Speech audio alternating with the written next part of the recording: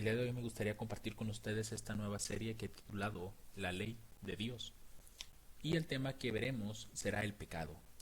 Este va a ser el primer estudio de nuestra serie y lo que queremos compartir a través de esta serie es que ustedes puedan conocer un poco más a detalle cómo funciona el pecado, cuándo es que se considera pecado algo y sobre todo estar viendo a lo largo de esta serie cuál es la relevancia de la ley de Dios en todo esto. Así que antes de comenzar, les invitamos a que nos acompañen a hacer una oración. Padre Santo, te damos gracias, Señor, por este día, por permitirnos abrir tu palabra. Y te rogamos, oh Dios, que por favor puedas estar con nosotros, puedas bendecir nuestro estudio, puedas ampliar nuestro entendimiento, Padre Celestial, y que tus ángeles nos acompañen mientras abrimos tu palabra. Quédate con nosotros, Señor, ayúdanos a entender la profundidad de estas cosas, de tu ley, las consecuencias del pecado y cómo abstenernos de pecar, Señor. Gracias te damos por esta oportunidad que nos das. En el nombre de nuestro Señor Jesucristo. Amén. Bien, comenzaremos respondiendo a la pregunta: ¿qué es el pecado? Si nosotros vamos a la concordancia Strong y tomamos alguna palabra del Antiguo Testamento que contenga la palabra pecado, esta nos hace referencia al número H2403 y nos dice que viene a partir de otra, que es la H2398, que más adelante vamos a ver qué significa, pero en este caso el pecado, como dice aquí, es una ofensa, a veces pecaminosidad habitual, y su pena, ocasión, sacrificio o expiación. También concretamente puede ser un ofensor, castigo, ya sea del pecado, purificación por el pecado o pecado en sí. Si notan, lo primero que nos dice es que esto es una ofensa, ¿cierto? Pero una ofensa ¿de qué? ¿O a quién? Para entender esto, necesitamos consultar la misma Biblia. Y si nosotros vamos a 1 de Juan capítulo 3 verso 4, nosotros encontraremos la respuesta. Dice que cualquiera que comete pecado, todavía no nos dice qué es cometer pecado en sí esta parte, nos dice traspasa también la ley. De aquí es ya donde nos está diciendo en qué momento el ser humano peca. Pues el pecado es la transgresión de la ley. Eso quiere decir que cualquier persona que transgreda la ley de Dios, automáticamente esa persona ha pecado. Entonces, esa ofensa, ¿a quién se le está haciendo? Se le está haciendo al autor de la ley. Y el autor de la ley sabemos que es Dios. Entonces, cualquier persona que peca está violando los mandamientos de Dios, está ofendiendo a Dios. Y de hecho, ese mismo capítulo, más adelante en los versos 6 al 8, nos amplía un poco más todo esto y nos dice que todo aquel que permanece en Él, es decir, en Dios, no peca. Y al decir que no peca, quiere decir que esa persona obedece la ley, la está guardando. Dice, todo aquel que peca no le ha visto, ni le ha conocido. Esto es para aquellos que transgreden la ley, es decir, no tienen un conocimiento de Dios. Hijitos, nadie os engañe. El que hace justicia es justo, como también Él es justo. Nuevamente haciendo referencia a Dios. Porque si se guarda la ley de Dios, dice aquí que esa persona es justa. Y ojo, no por nuestra propia voluntad o porque nosotros podamos guardar la ley perfectamente, sino porque Cristo obra en nosotros para que podamos obedecer la ley. Dice aquí, el que hace pecado es el diablo, porque el diablo peca desde el principio. Y quiero que noten todas estas palabras, porque aquí dice que el diablo está pecando desde el principio. Y si el texto del verso 4 nos dice que cualquiera que comete pecado es transgresor de la ley, quiere decir que la ley ha tenido su comienzo desde el principio, como dice aquí. Eso quiere decir que cuando el diablo pecó, transgredió la ley de Dios. Quiere decir con esto que la ley de Dios no es algo nuevo, no es algo que comenzó a existir en este mundo. Es algo que ya estaba desde el cielo y más adelante pues vamos a ver todos esos detalles. Dice, para esto apareció el Hijo de Dios, para deshacer las obras del diablo.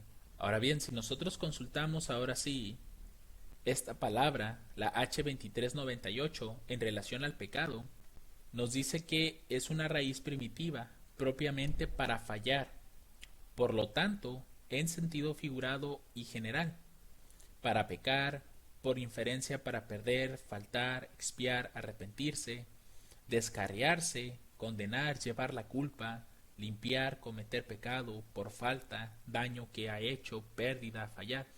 Si notan, todas estas palabras nos hacen ver que cualquiera que peca está fallando o se está descarriando de cierta manera. Ha perdido el rumbo de la justicia y por lo tanto se ha apartado de Dios. Por eso es importante que comprendamos bien lo que es el pecado, porque si uno quiere dejar de pecar, primeramente debe entender qué es el pecado.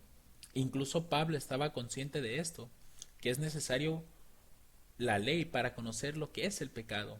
En Romanos 7:7 él nos dice, ¿qué diremos entonces? ¿Es pecado la ley? En ninguna manera. Al contrario, yo no hubiera conocido el pecado a no ser por la ley, porque no conociera la codicia si la ley no dijera, no codiciarás.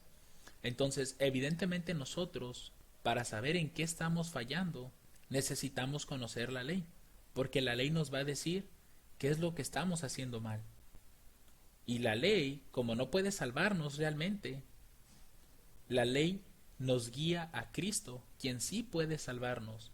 Entonces aquí la pregunta que debemos hacernos, ¿cuál es la ley? Si notan, Pablo nos da una pista. Pablo dice, yo no hubiera conocido que la codicia es pecado si la ley dijera no codiciarás. Entonces Pablo ya nos está guiando a la ley de Dios. Y esta la podemos encontrar en Éxodo capítulo 20 versos 3 al 17. Voy a comenzar a leer desde el verso 3. Dice, no tendrás dioses ajenos delante de mí. Ese es el primer mandamiento. Después nos dice, no te harás imagen ni ninguna semejanza de cosa que esté arriba en el cielo, ni abajo en la tierra, ni en las aguas debajo de la tierra. No te inclinarás a ellas ni las honrarás, porque yo, Jehová tu Dios, soy Dios celoso, que visito la maldad de los padres sobre los hijos hasta la tercera y cuarta generación de los que me aborrecen, y que hago misericordia a millares de los que me aman y guardan mis mandamientos. Ese vendría a ser el segundo mandamiento, no hacernos imagen de nada. Verso 7. No tomarás el nombre de Jehová tu Dios en vano, porque no dará por inocente Jehová el que tomare su nombre en vano. Ese es nuestro tercer mandamiento. Cuarto mandamiento. Te acordarás del día sábado para santificarlo. 6 días trabajarás y harás toda tu obra, pero el séptimo día es el sábado de Jehová tu Dios.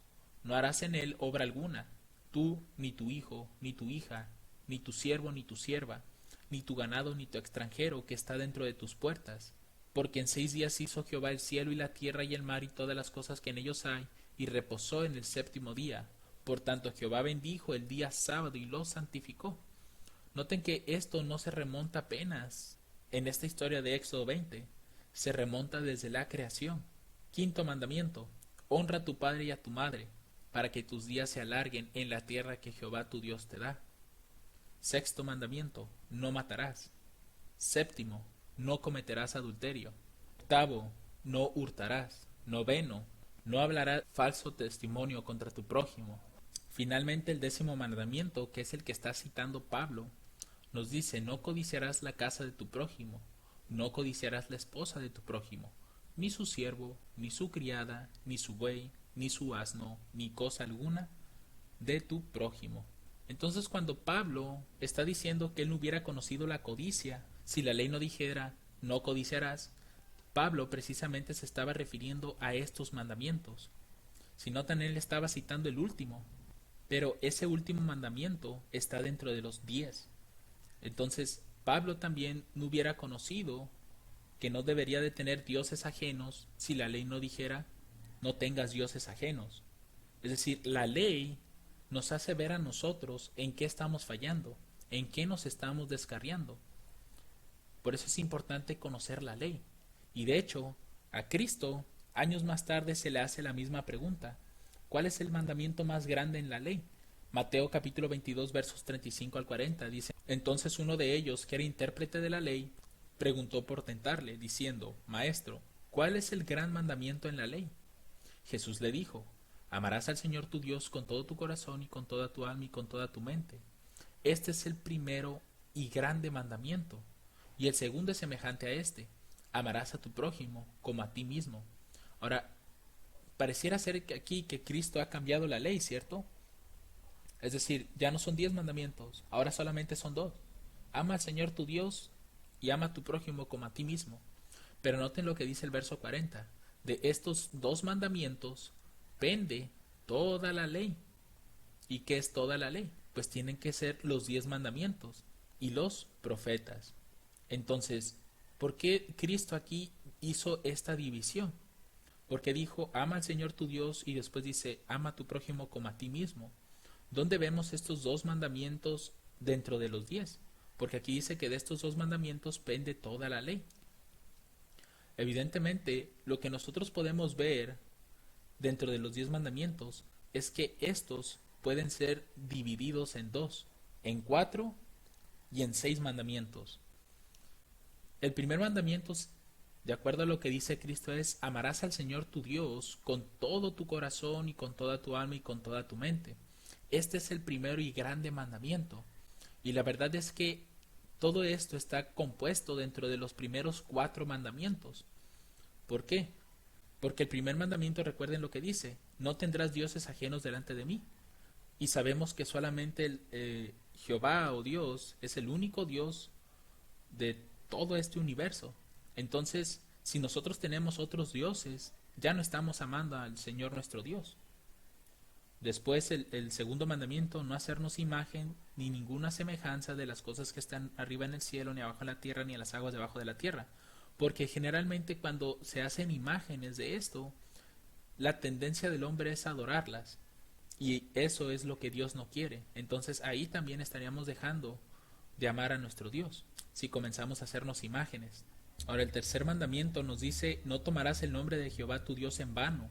Y eso pues tiene que ver con la forma en la que nos expresamos acerca de Dios, ¿no? De hecho, en nuestras conversaciones, lo mejor sería no nombrarlo, sobre todo si es una plática muy común.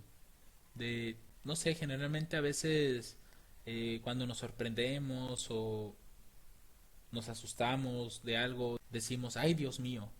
Ese tipo de menciones realmente no deberían de ser porque se está tomando el nombre de Dios en vano. Entonces, como dice aquí el texto, Jehová no tomará por inocente al que tomare su nombre en vano. Y el cuarto mandamiento, si notan, también es algo que está relacionado a Dios. Porque aquí nos habla de que debemos apartar un día de la semana, que en este caso Dios nos manda que sea el sábado. Trabajemos 6 días, dice, pero el séptimo, el sábado, es un reposo que le debemos de dar a Dios y no hay que trabajar en él. Ni siquiera nuestros, bueno, en este caso si somos patrones, ni siquiera nuestros trabajadores deberían de trabajar. Ellos también deben de descansar, independientemente de si guardan el sábado o no lo hacen. Porque aquí la orden es para aquel que es patrón y para el que no lo es. Acuérdate del sábado, dice. Y aquí nos explica por qué.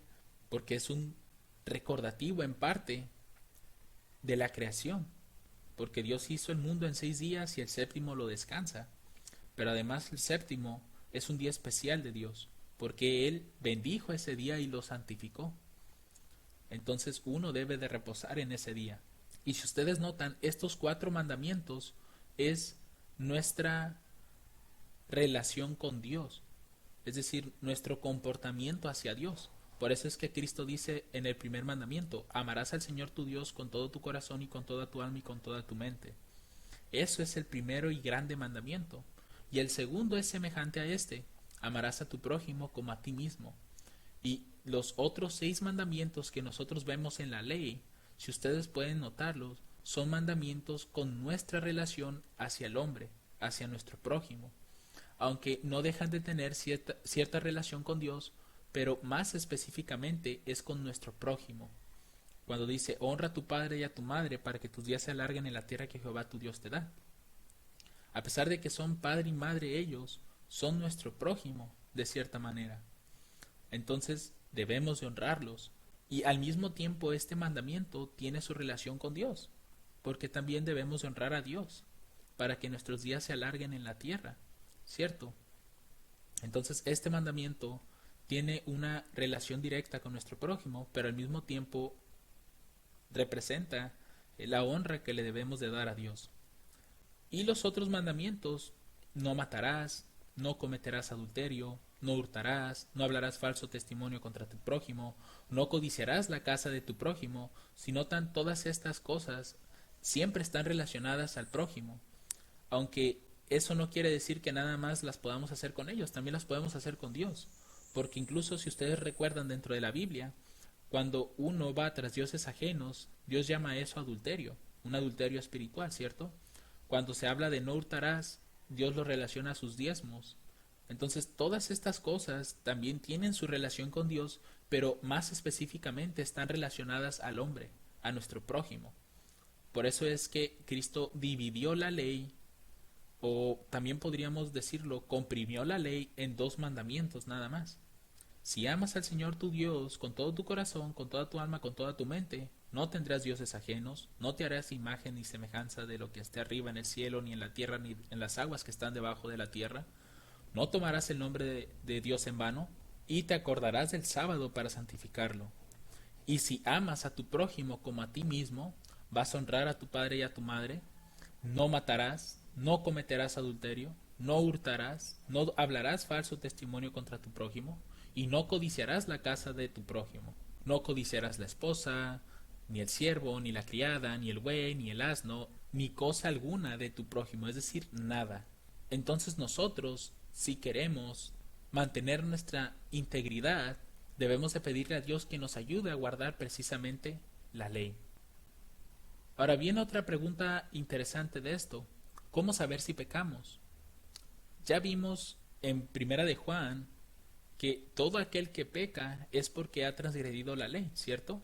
Y aunque ya hemos dado algunos pasajes que nos hacen ver que realmente necesitamos conocer la ley, por ejemplo Romanos 7:7, ahí Pablo nos explica que él no conociera la codicia si la ley no dijera, no codiciarás. Es decir, que Pablo y cualquiera de nosotros podría ignorar que codiciar es malo. Podemos verlo como algo común si no hubiéramos visto en la ley de Dios que dijera no codiciarás. Entonces aquí también Pablo en Romanos 3:20 nos dice lo siguiente: por tanto, por las obras de la ley ninguna carne será justificada delante de él. Es decir, no importa que uno guarde la ley perfectamente. Si no creemos en Cristo, en que Él es nuestro sustituto y garante, no importa cuántas veces guardemos la ley, no servirá de nada, porque realmente todas nuestras obras tienen que ser hechas en Cristo, porque Él es el único que ha podido guardar la ley perfectamente y sin pecado. Cada prueba que el ser humano pueda tener aún en la actualidad, Cristo ya la pasó en su tiempo. Entonces Él sabe cómo socorrernos en nuestras tentaciones. Así que aquí Pablo termina esta frase diciendo: pues por la ley es el conocimiento del pecado. La ley lo único que nos ayuda a entender es qué es el pecado, en qué estamos mal delante de Dios. Eso es lo único que puede hacer la ley. La ley no nos puede salvar. La ley solamente nos dice en qué estamos fallando delante de Dios. Romanos 5:20 nos explica un poco más esto. Dice: la ley entró para que el pecado abundase, ¿cierto? ¿Y cómo puede ser esto posible?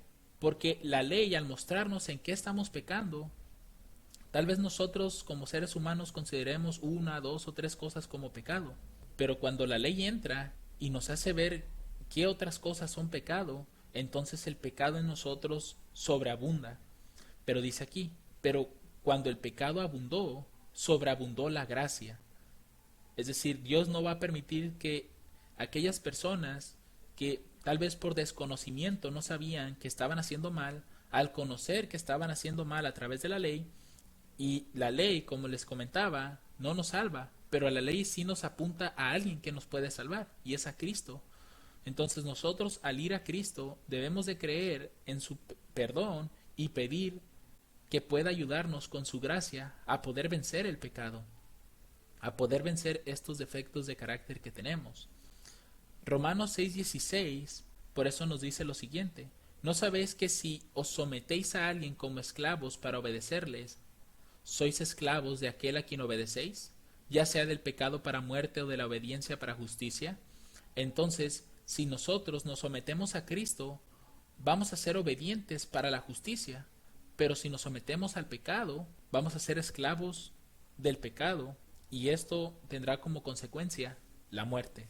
Ahora, este es un punto importante acerca de Santiago, capítulo 1, versos 12 y 15, porque nos va a ayudar a entender, una, cómo saber si pecamos, y dos, cuando la tentación se presente, ¿de quién viene esa tentación? Porque a veces se escucha decir que Dios es el que hace esto, ¿cierto? Que tal vez Dios nos ponga en esas situaciones. Pero Santiago capítulo 1 versos 12 al 15 nos explica realmente por qué razón nosotros nos sentimos tentados a pecar. Dice: bienaventurado el varón que soporta la tentación, porque cuando hubiere sido probado, recibirá la corona de vida que el Señor ha prometido a los que le aman. Y ahora en el verso 13 nos dice: cuando uno es tentado, no diga que es tentado de parte de Dios, porque Dios no puede ser tentado con el mal, ni Él tienta a nadie.